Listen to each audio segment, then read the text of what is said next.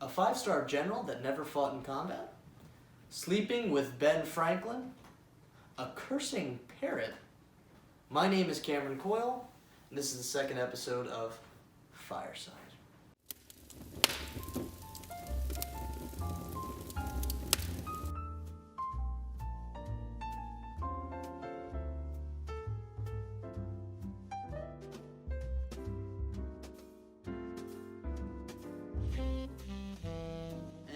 Welcome back to Fireside. Thank you for watching this series dedicated to retelling the stories of our nation's presidents. Brenda was with me today. Hello. How you doing, Brenda? I'm doing pretty good. I'm excited. Your coronacation? Decent.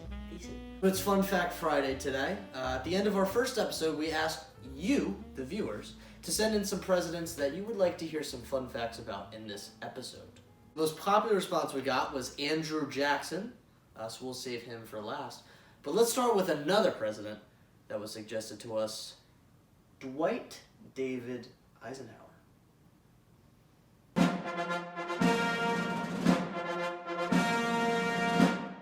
Brendo, can you give us a little bit of some information about good old Dwight David Eisenhower?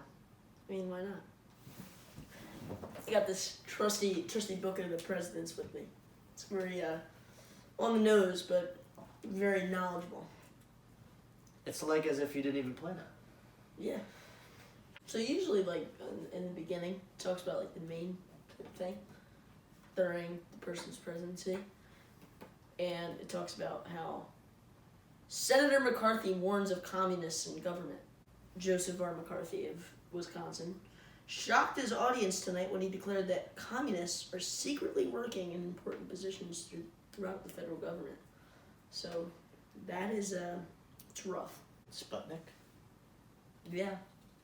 Big time. Space race happened. Big time space race. Yeah, so Russia, or the Soviets, created the first satellite in space, Sputnik 1. Little metal ball with little things on the end, little metal rods. Ran 12 years later, we were on the moon, so I think we won that one, not gonna lie. God bless America. Indeed. Dwight Eisenhower's term, marred by the Cold War, really, Soviet-American tensions raising high during his presidency. But a lot of people knew him when he became president as the 5-star general who led Americans and the Allied forces to victory over the Nazis in World War II. But what if I told you that Dwight Eisenhower had never served in battle? Wow. That's actually kind of weird. I didn't know that. That's... Wait. How did he become a supreme general? He becomes a 5-star general. 1 out of the 9 people who ever became 5-star general. Hasn't happened since the 50s, by the way. I think. So isn't that crazy? Yeah, how did that even happen? Graduates from West Point in 1915. After he graduated from West Point, he kind of went around to various camps around the United States of America, this great nation that we live in. But World War I, surprisingly, right as soon as he gets out of West Point, World War I comes around, provides that opportunity to get some battlefield experience, and he requested overseas assignment, believe it or not, as he's serving and helping out in these camps of soldiers trying to prepare to fight and whatnot. And but he was actually called upon to stay in the United States during the whole war. Kind of stinks. He didn't really, he didn't have, some crazy credentials. He wasn't some type of big major general or anything in these camps. He was I forget exactly, a colonel or a lieutenant, something like that. He wasn't... Still pretty high up, though. That's high up. Well, he graduated from West Point, so you're automatically given, a good step in front of everyone else. Mm-hmm. But at the same time, there's nothing that really sets him apart. Eventually, what sets him apart, actually, is, his writing. His ability to plan and see things that other generals, who might have been more battle-tested, didn't really see. He actually serves under General Douglas MacArthur multiple times and as an assistant. And it's really, once the breakout of World War II comes around in 1941, then he's, Ike Eisenhower, this staff general, as one of the historians put it, he starts coming to prominence. Leads the Allied forces in the invasion of North Africa, and then draws up the plans for D-Day and the invasion of Europe to end the Nazi regime. He never, ever, during any of that time, faced bullets from enemy fire. That's kind of crazy. Yeah. That's literally crazy. Mm-hmm. Meanwhile, you got my boy Zach Taylor. Didn't get no respect.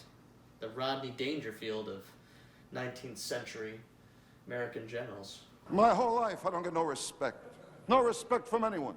But interesting little fun fact, don't you think? First fun fact of this Fun Fact Friday. It's pretty fun. Yes. Yeah.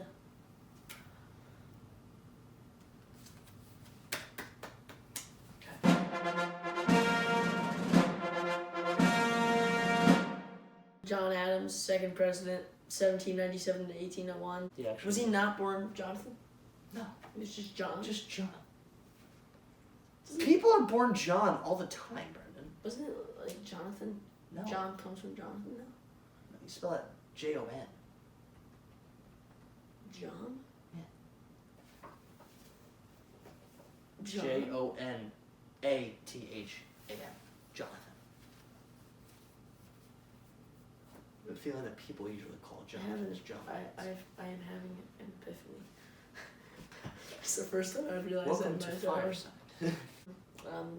Probably the biggest thing that happened during his presidency was the Alien and Sedition Acts, Ooh. which I even know this one because we learned about this in social studies. So, what happened was... Miss Solon's class. Yeah. Look at that. Shout out. Robbinsville teachers making And a Miss mark on the Bacon. world. Alright. Don't forget Miss Bacon. So the Alien and Sedition Acts were basically to get Democratic Republicans out of John Adams' swamp. Well, that kind of plays into Adams' personality anyways. John Adams was kind of a thorn in the side of many of his fellow founding fathers. He was kind of talked about as vain, hypercritical, hard-headed, and not a lot of people really enjoyed his presence. And one of those founding fathers, Benjamin Franklin. Ben Franklin, John Adams, very close relationships, both in the Continental Congress together, both helped draft the Declaration of Independence, and both run different envoys to France diplomatically as the country was being founded and starting to gain some prominence. He got to know John Adams very well, didn't have a totally great perspective on him. But he maybe got to know him a little too well because of this incident. September 1776. Here comes Adams, Franklin, and another congressman, Edward Rutledge of Virginia, would become a cabinet member in Washington's first cabinet. So they're on their way to Staten Island, basically to negotiate with the British Army to stop this war. Find peace. So they're on their way. They hit New Brunswick. Or you. And they're basically saying, like, you know what? I'm just tired. I gotta go to bed. That's what I'm feeling like weary. right now. Yeah, because it's midnight right now. Yeah. So, inns were crowded. They couldn't find a place to sleep. They couldn't find a room to get.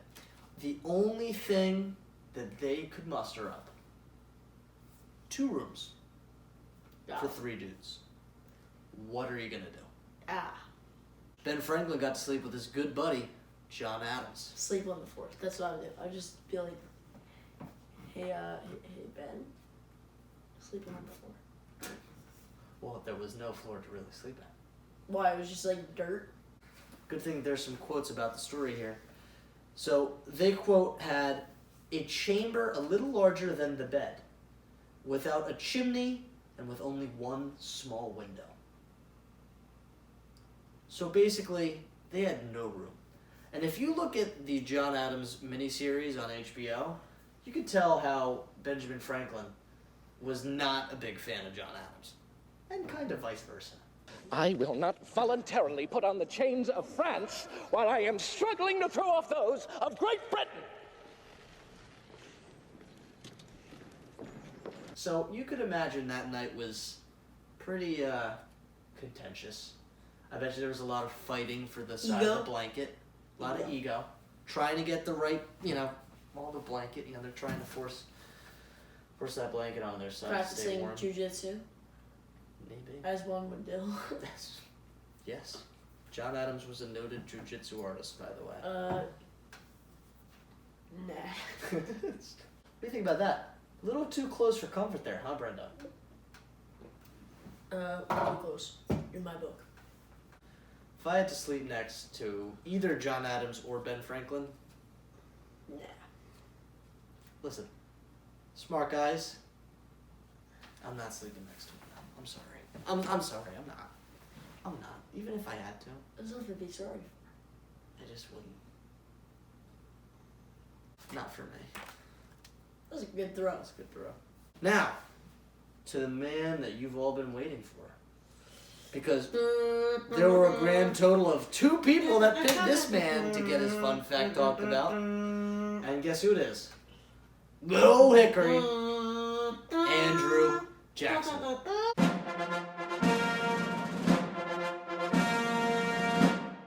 Brenda, give us a little bit on Andrew Jackson. All right, Andrew Jackson, 7th president. Actually, we just learned about him in social studies. Oh! Probably 2 days ago. And last week as well. So, he's fresh in my mind. Hero of Battle of New Orleans. The man. The myth. And the legend. Absolute unit. Jackson is kind of a crazy individual. Backwoods brawler, duels, kills a guy. He's got a crazy background. Yeah, it's pretty rough. But that actually helps him to become one of the most prominent figures in American history, especially politically, because of his rough and tumble ways and and his tough talk. He kind of develops that relationship with the common man in America. He's also a big lover of animals, loved having pets, had pets at his Hermitage estate in Nashville, Tennessee. By the way, if you ever go there, Nashville, visit it. Visit the Hermitage. Really Great. cool. Got their own barbecue sauce. Really cool. Don't know why. Barbecue sauce. It's great. Right outside the town, by the way. It's great. Go visit presidential sites. Go visit presidential sites. What? Really awesome. So, tough talk, love of animals. Who would have thought that it would collide? But it does. After Andrew Jackson's death. Very interesting story to tell here. Don't you think? Yeah, I kind of know what it is. Brendan knows what it is. Andrew Jackson. He's got this pet parrot, right? Lives with him at the Hermitage, whenever flies around. I don't even know. Goes on his shoulder. I don't know. Is Andrew Jackson a pirate? Listens I to don't what know. he says. Kind of acted that way, in some respects. Swashbuckler. He was a swashbuckler, but had a parrot, possibly fitting. Kept his parrot in his house, and the parrot picked up a lot of words from his owner, the ones that Andrew Jackson taught him, and the ones that he didn't teach him. Because the parrot continued to pick up words even when Andrew Jackson was not communicating with it. Talk about tough talk. Big fan of cursing. He threw it out there. He respected the swear word. He did. He was, listen, tough talker. That's all I gotta say, tough talker. Parrot picks it up. Andrew Jackson passes away June 8th, 1845. Funeral is being held at his home, the Hermitage, in the garden. He's being buried. Ceremonies are going on. People are pouring in. His parrot is in the audience, paying respects to his beloved owner. And he starts to gets a little excited with all these people, all these new people coming in, and lashes out a little bit. According to the Reverend William Norment, who was at the ceremony, he said that the parrot commenced swearing so loud and long as to disturb the people and had to be carried from the house. So here's this parrot. All these people are like wearing black. They're demoralized right now. You know, one of the leading country statesmen have passed away, and here is this parrot just squawking. He's just squawking curse words. Squawking and talking. He's squawking and talking. And listen, Probably not walking, but I mean, he's flying. Right? Unless he has like a bad wing or something. yeah. I think it's pretty interesting. Because wouldn't you have to say that Andrew Jackson's last words were through his parrot? Think Maybe about he that. lived on through it. Maybe it was like a reincarnation. I don't believe in that stuff at all. But I'm just saying, listen, can't take it at face value. Because, listen, those words are the words that Andrew Jackson taught the parrot.